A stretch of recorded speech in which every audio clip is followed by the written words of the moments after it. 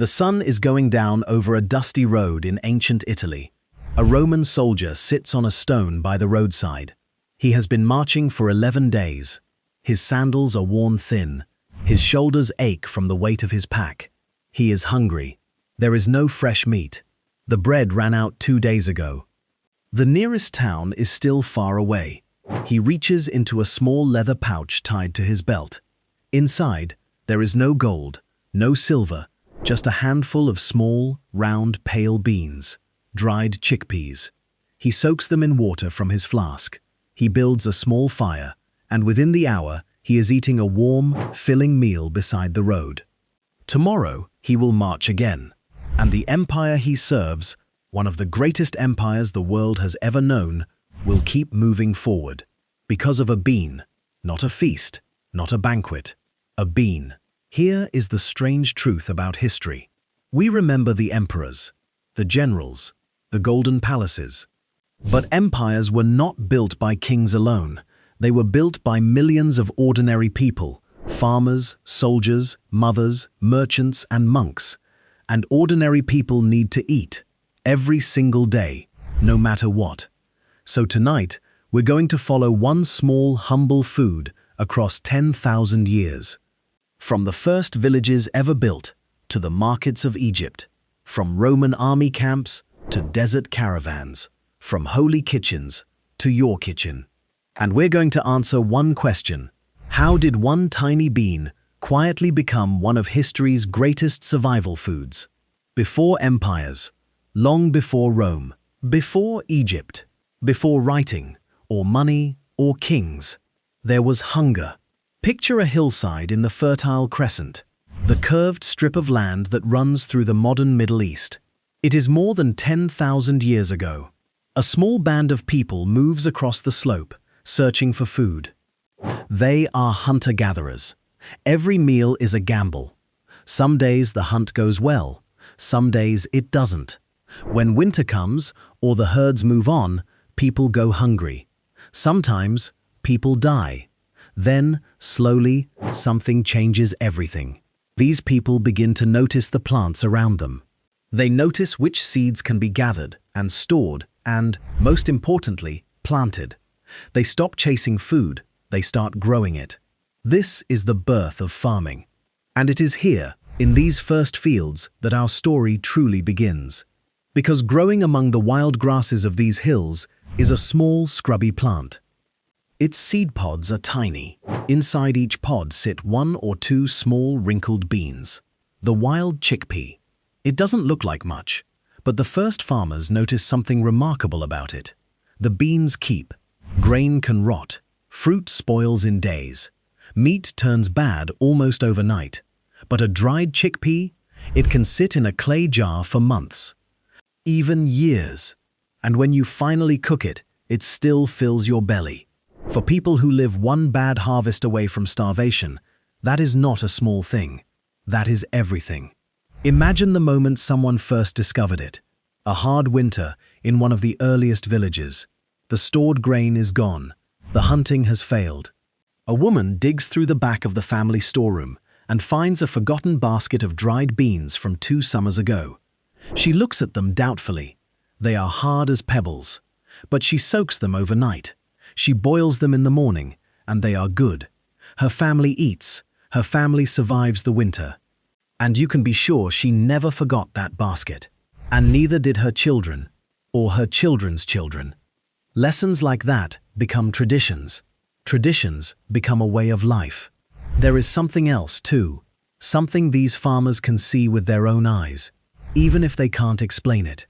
Fields where legumes grow seem to stay healthy. The soil doesn't wear out as fast. Today we know why. Plants like chickpeas actually feed the soil, pulling nitrogen from the air and putting goodness back into the ground. The first farmers didn't know the science.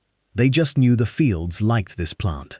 So year after year, generation after generation, they saved the best seeds.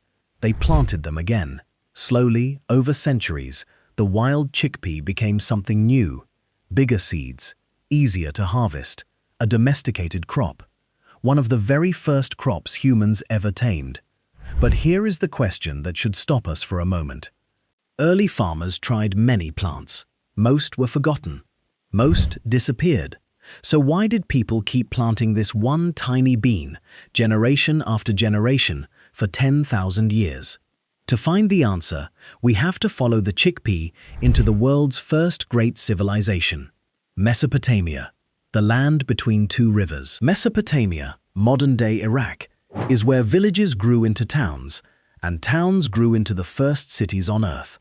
Walk through one of these early villages, mud brick houses, narrow lanes, the smell of smoke and baking bread, children chasing each other past clay storage jars taller than they are. Look inside those jars. Barley, lentils, and chickpeas, now one of the earliest cultivated legumes in human history. In a small courtyard, a farmer's wife crouches beside a cooking pot. The recipe is simple: chickpeas, water, a little oil, maybe some herbs from the edge of the field. It simmers slowly over the fire while she works. It is not fancy food. It is dependable food. And in Mesopotamia, dependable is worth more than gold. Because life here is fragile. The rivers flood. The rains fail. Locusts come. A single bad season can empty a village. So every family thinks about one thing above all: storage. How much food can we put away? How long will it last? What will still be good to eat in 6 months when the fields are bare? The chickpea answers all three questions. Dried in the sun and sealed in a jar, it waits patiently through flood and drought. It doesn't complain. It doesn't spoil. It just waits. And when hard times come, it saves lives. We know this world existed because the Mesopotamians did something no humans had ever done before. They wrote things down. On small tablets of soft clay, pressed with a reed pen, scribes recorded the business of daily life. And what did the world's first writing mostly record? Not poetry, not love letters. Food, sacks of grain counted into storehouses, rations paid to workers, harvests measured and taxed. Among the very oldest documents on Earth are, essentially, food receipts. Because in this world, food was wealth, food was wages, and food was power. A jar of stored legumes wasn't just dinner. It was money in the bank. Something else is happening in Mesopotamia too. Something new in human history. Trade. Boats move up and down the rivers. Donkey caravans plod between cities. Farmers bring their harvest to the world's first markets, trading grain for tools, wool for pottery. And traders quickly learn what every farmer already knows. A food that stores well is a food that travels well. A sack of dried chickpeas can survive a long river journey. It can sit in a warehouse. It can be carried to a city hundreds of miles away and still be perfectly good to eat. So the little bean begins to move. Out of the villages, down the rivers, across borders. A food that stores well begins to travel. And its next stop is one of the most famous civilizations of all time. Ancient Egypt, the Nile at dawn. Fishermen push their boats into the brown water. On the banks, farmers walk to fields of wheat and flax. And in the towns, the markets are already alive. Follow a woman through one of these markets. She is not rich. Her clothes are plain. She moves past the stalls of the wealthy. Fine fish, fresh meat, jars of honey, without stopping. She can't afford any of it. She stops instead at a humble stall where a trader scoops dried legumes from open sacks. She counts out her payment carefully. She takes home a measure of chickpeas. That evening, her small house fills with the smell of a simple stew. Chickpeas, onions, a little garlic. Her children eat until they are full. This is what most meals looked like in ancient Egypt. Not the golden banquets we see in movies, just ordinary families eating ordinary food. And chickpeas were part of that everyday world. Archaeologists have found them at Egyptian sites. They appear in the daily diet of common people. The farmers, the builders, the servants, the families who made Egypt run. For the poor, chickpeas offered something precious: protein. Meat was expensive, fish wasn't always available, but a pot of chickpea stew could keep a working family strong. Think of the sheer scale of ordinary Egypt. Beyond the temples and tombs stood villages full of working people. Stonecutters, brickmakers, weavers, bakers, farmers bent over the black soil of the Nile. Egypt ran on their labor, and their labor ran on daily rations of humble food. Bread, beer, onions, and legumes. Feed the workers, and the work gets done. Fail to feed them, and everything stops. The Egyptians understood this so well that food itself was often the wage. You didn't just work for silver, you worked for something to eat. Egypt gave the chickpea one more gift: the climate. Egypt is dry, wonderfully, perfectly dry. And in a dry climate, stored food lasts even longer. Grain kept for years in Egyptian storehouses. Dried legumes did too. In a land that feared famine, a land whose stories are full of good years and terrible years, food that could wait in storage was a kind of insurance. The rich had their banquets. But for everyone else, this wasn't luxury food. It was survival. And soon, across the sea, two new powers were rising.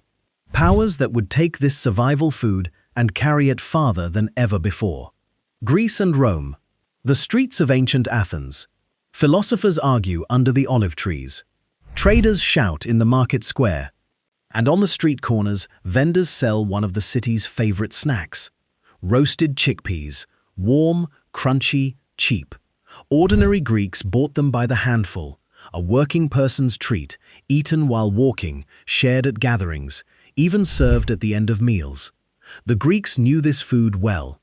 It appears in their writings and their daily life. Even great thinkers mention it. The philosopher Plato and the poets of Greece knew the humble chickpea by name. In a world famous for big ideas, this small bean was part of everyday life. But it was Rome that turned the chickpea into an engine of empire. Think about what Rome actually was, not just marble temples and emperors. Rome was roads, 50,000 miles of them. Rome was armies, marching for weeks across those roads.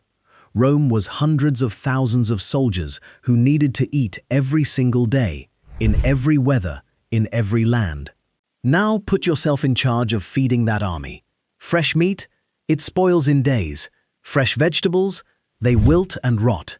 Whatever you choose, it must survive heat, rain, long marches, and rough handling in a soldier's pack. The Roman answer was simple: grain and legumes. Dried chickpeas were nearly perfect military food. Light enough to carry, tough enough to survive the road, cheap enough to buy in bulk. And when the day's march ended, a soldier needed nothing but water and fire to turn them into a hot, filling meal. Cheap, portable, nutritious, almost impossible to ruin. Armies don't win wars on fancy food. They win on dependable food. And commanders throughout history have known a hard truth: hunger defeats armies faster than swords do. The chickpea helped keep Roman soldiers marching. Picture the scene at the end of a marching day. The legion halts. Thousands of men build their fortified camp. The same routine, every single evening, anywhere from Britain to Syria. Then the cooking fires bloom across the camp like stars. Small groups of soldiers, 8 men to a tent, pool their rations and cook together. A pot of grain porridge, a handful of legumes thrown in. Whatever they've bought, traded, or foraged along the way. The men who fought together ate together, every night, from the same pot. Generals understood exactly what those pots meant. A Roman army was only as strong as its supply lines. Commanders planned entire campaigns around food: where to store it, how to move it, how long it would last. The empire's greatest weapon was not the sword, it was logistics. And humble, long-lasting foods sat at the heart of it. And here's a detail that tells you how deeply this bean was woven into Roman life. One of Rome's most famous families carried its name: the great speaker Cicero. His family name likely comes from cicer, the Latin word for chickpea. Street vendors in Roman cities sold chickpea snacks, just like in Greece. Rich and poor alike knew this food. An empire of 1,000,000 miles, held together partly by a bean you could hold between 2 fingers. But the chickpea was about to become more than food for the body. It was about to feed the soul. Religion and everyday life. A monastery kitchen in medieval Europe. Winter. Snow presses against the windows. Inside, a monk stirs a great iron pot hanging over the fire. The smell of simmering legumes fills the stone room. Outside the gate, travelers are arriving. Pilgrims mostly. Cold, tired, and hungry. Some have walked for weeks toward a holy site. Some have nothing but the clothes they wear. The monastery will turn no one away. Tonight, every one of them will eat from that pot. Across centuries and across faiths, something remarkable happened to the chickpea. It became part of spiritual life itself. It begins early. Legumes appear in the Bible, humble foods of the ancient Near East, part of the everyday world of its stories. Roasted grain and simple pulses were the food of ordinary people in the lands of Scripture.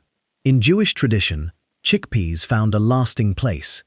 To this day, some families serve them at gatherings marking life's biggest moments, a food of comfort and community, passed down through generations. Then came Christianity, and with it, fasting. For medieval Christians, large parts of the year were fasting seasons. Lent alone meant weeks without meat. So what did millions of people eat instead? Legumes, beans, lentils, and chickpeas. Filling, meat-free, and allowed. In monasteries, where monks often lived simply all year round, pots of legume stew were daily life. Simple food was not just practical. It was a form of devotion. And in the Islamic world, the chickpea found perhaps its greatest kitchen of all. From the markets of Damascus to the courts of Baghdad, cooks turned this plain bean into beloved dishes. Medieval Arabic cookbooks are full of chickpea recipes, stews, purees, street foods. During Ramadan, when families gather to break the fast after sunset, hearty chickpea dishes have graced tables for centuries.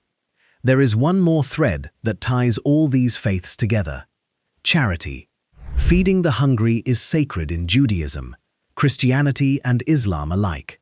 And when you must feed many people with little money, the poor at the mosque door, the pilgrims at the monastery gate, you reach for food that is cheap, filling, and plentiful.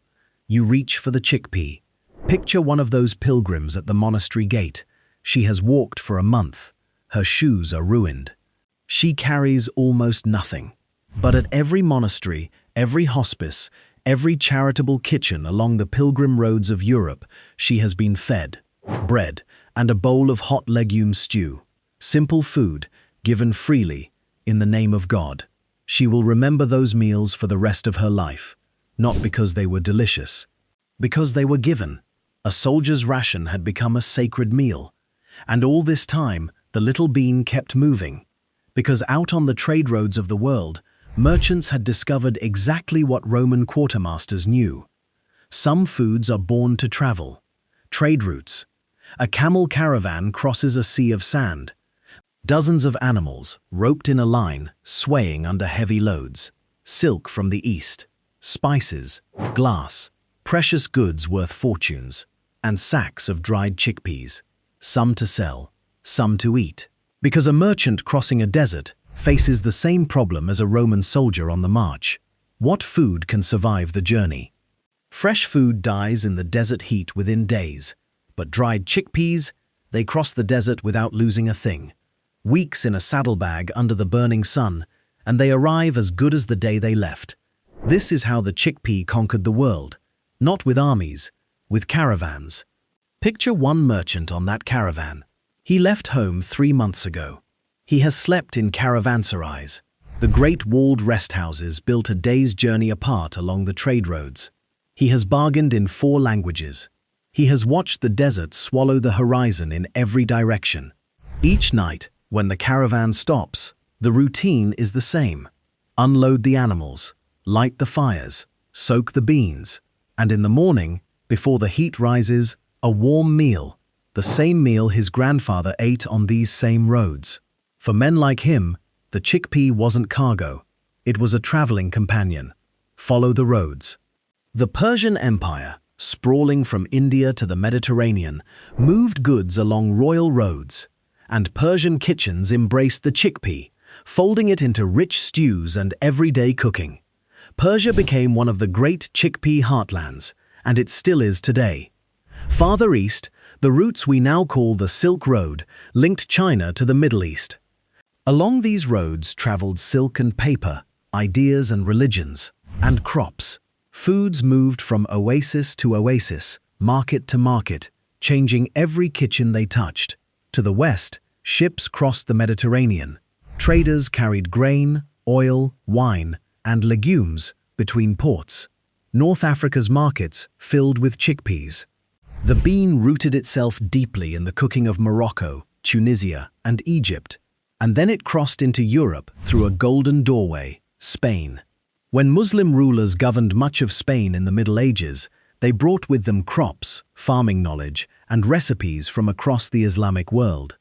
Chickpeas flourished in Spanish soil. They became so beloved that centuries later, one of Spain's national dishes, cocido, a slow-cooked stew, is still built around them. But here is the beautiful part. The caravans didn't just carry the bean, they carried the recipes. Every merchant who ate chickpeas in a foreign city took the memory of that meal home. Every port learned new ways to cook the same simple food.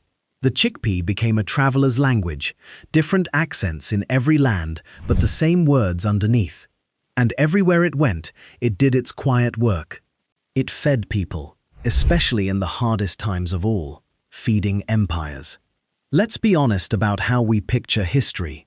We picture banquets, golden goblets, roasted peacocks, emperors reclining while servants carry in endless platters. Those banquets were real, but they fed dozens of people.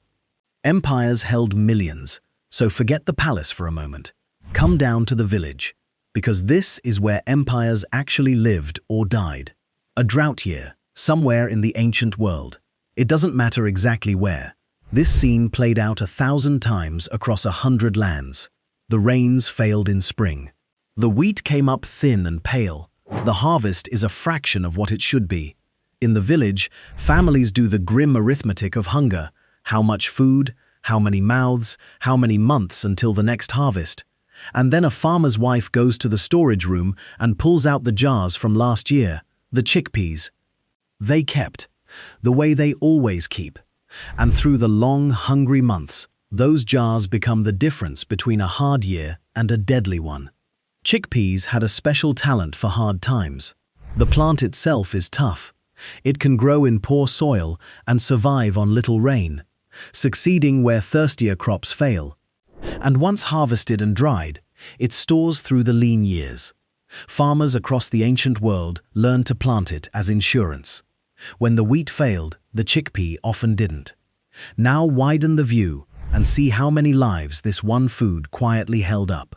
The soldier at the empire's edge, boiling his ration over a campfire.